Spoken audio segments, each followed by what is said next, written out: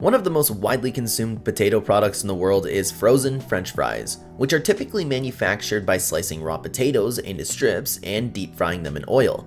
On top of simple French fries, the smoky, crispy, and flavorful barbecue fries we relish is the result of a complex process that involves a series of meticulous steps, from selecting the right potatoes to the final seasoning. As they are fried in oil, frozen French fries are frequently high in calories and contain certain beneficial ingredients like vitamins and minerals. As many of you are aware, Americans refer to French fries as French fries, while the English term is potato chips. But do you guys know the factory process used to make seasoned smoky barbecue French fries? Let's dive in. Here is the industrial batch production method for French quick frozen fries.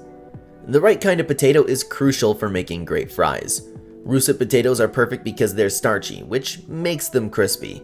Before turning into fries, potatoes go through many steps. They're sorted, cleaned, peeled, and packaged. To make sure they're safe and clean, workers remove any bad potatoes, dirt, or even stones.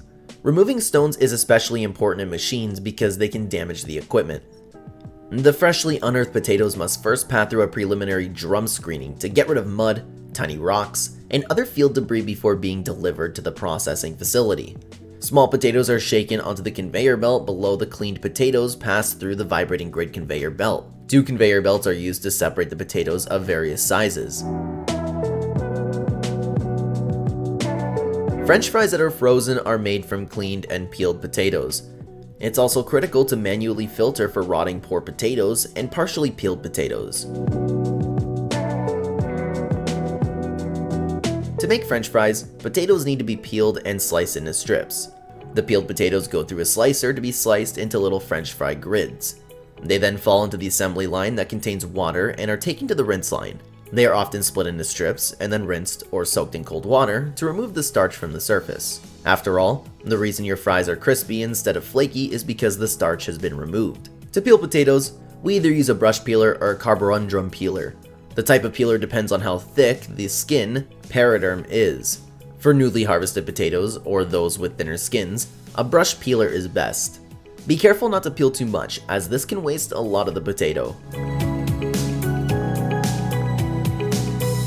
When cutting frozen French fries, most people use a water gun with special knives to slice them lengthwise.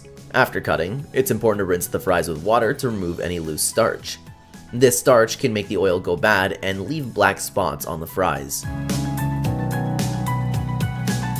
To remove any mucus from the surface, the sliced fries are placed inside a high-pressure bubble cleaner. To prevent oxidation and discoloration from the air, the fries should be soaked in water for a time before being fried.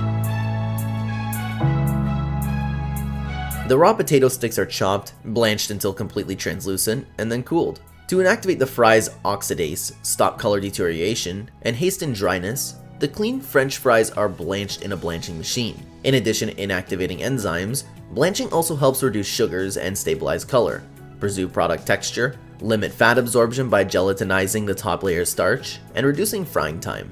Move the blanched French fries to a standard washing machine and let them cool at room temperature. Following blanching, hot air currents are used to partially dry the strips to lower their moisture content. To lessen the hydraulic breakdown of the oil, it is recommended that any excess moisture on the cleaned sticks' surface to be eliminated before frying, either by centrifugal force or air pressure. Because of thermodynamic factors, too much moisture can rapidly deteriorate the quality of frying oil. The French fries go through a vibrating drainer to get rid of extra water after they have pre-cooled. After partially drying, the strips are briefly heated to 350 degrees Fahrenheit in a deep fat fryer, an oil temperature of about 180 to 190 degrees Celsius, where the moisture content rises even further. The strips are partially cooked and have been reduced in size. The fries are seasoned with a mixture of seasonings and spices before they get the last fry. Paprika, chili powder, garlic powder, onion powder, black pepper, and a little sugar are common barbecue seasonings. After that, the seasoned fries are fried again at a higher temperature. This last frying step improves the seasoning's flavor and gives the fries their distinctively crispy outside. Oil is still present in the freshly cooked French fries, and it is drained using a specialized conveyor belt that has holes in it. Following that, the strips are rapidly frozen at -18 degrees Celsius. The lowest temperature that may be attained is -20 degrees Celsius. A quick freezing machine performs the quick freezing process following pre-cooling. To guarantee that the potato product's core temperature falls below -18 degrees in 18 minutes, the quick freezing temperature is kept below -36 degrees. They can be kept for several months in their frozen state, -18 degrees Celsius. These fries need to be deep fried again at a temperature of about 180 to 190 degrees Celsius. Food packaging is very important. Almost all food is packaged in some way. This is because packaging helps keep food safe and fresh. Without packaging, food can get dirty or go bad. One way packaging helps is by protecting food from germs and spoiling. For example, when you buy frozen French fries, they are packaged to keep them safe until you eat them. Packaging also makes it easier to sell and buy food. It helps to measure the amount of food, and it helps companies make their brands look good. This makes it easier for stores to sell large amounts of food. Finally, packaging makes it easier to carry and store food. It keeps food clean and organized. Food packaging can be designed to make it easier to use.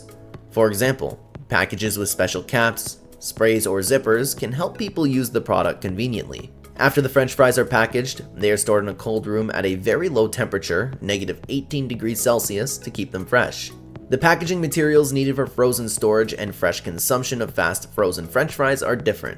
Before consuming, quick frozen French fries must be fried for an additional 2 to 3 minutes at 180 to 190 degrees Celsius. Customers love French fried potatoes that are crispier and more golden brown thanks to this frying technique. Currently, these fries cannot be stored in sealed polymer bags. The only recommended primary packaging materials are boxes and pouches made of paper or paperboard. Sealing the fries changes their crispy texture, thus it's not advised. To be kept in the freezer, French fried potatoes must be packed either primary or primary and secondary. PET or polypropylene plastic bags are typically the primary packaging for par-fried fries. Low-density polyethylene (LDPE) and high-density polyethylene (HDPE) can also be used for primary packaging. Polypropylene co-extrude with nylon bags, which are frequently individually fast frozen (IQF) before packaging filling, can also be used for high-speed filling. Place a baking sheet inside your oven and preheat it to 375 degrees Fahrenheit, 190 degrees Celsius.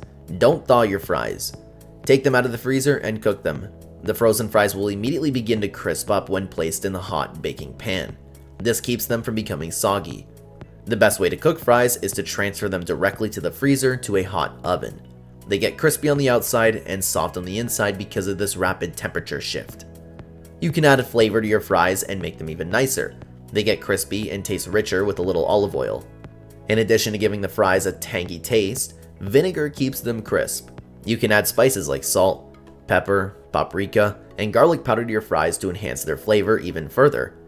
Coat your fries in a mixture of these spices, vinegar, and olive oil. Make sure to arrange the fries in a single layer when placing them on the baking pan. This aids in their cooking and crispy finish. First, let's bake the fries for 10 minutes at 375 degrees Fahrenheit, 190 degrees Celsius. The inside will become fluffy and velvety as a result. To achieve a crisper outer layer, raise the oven temperature to 475 degrees Fahrenheit, 245 degrees Celsius, and bake for a few more minutes. To add even more flavor, sprinkle salt in your fries while they're still hot after they're crispy. For added flavor, you can add cheese or herbs. Enjoy them with your preferred dipping sauce. There you have it. That's how your favorite crispy, smoky barbecue fries are made, from the field to your plate. Although there are numerous steps in this complex procedure, the end product is a tasty treat we all enjoy. Have any questions regarding food production, or would you want additional information about the food industry? Tell us in the comment section below. For more fascinating food videos, remember to like, share, and subscribe.